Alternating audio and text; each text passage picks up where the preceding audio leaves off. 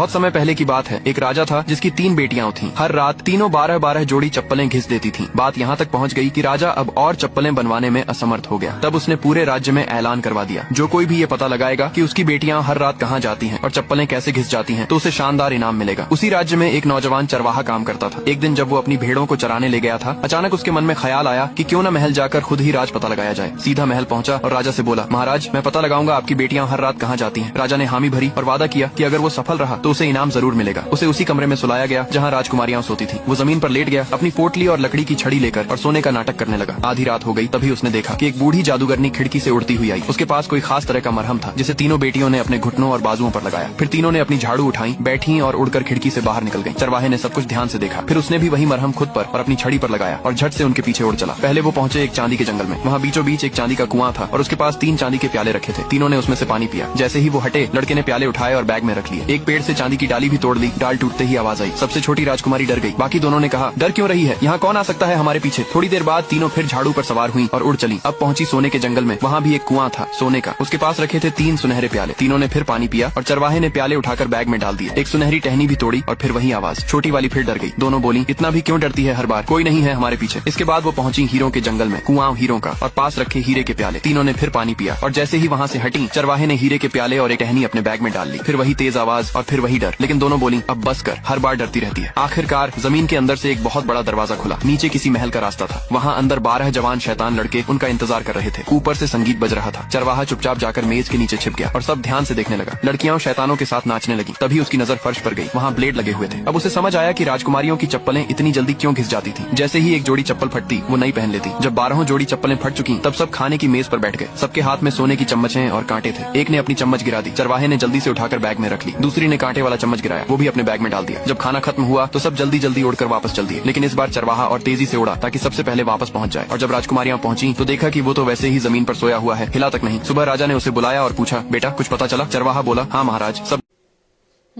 देख लो इसको और देख लो। आपको बड़ी बार के जूते खराब होने की टेंशन है, करियर की आपको टेंशन नहीं है। जब आपको ऑनलाइन वर्क बताने के आ जाए तब आपको फेक फ्रॉड लगेंगे।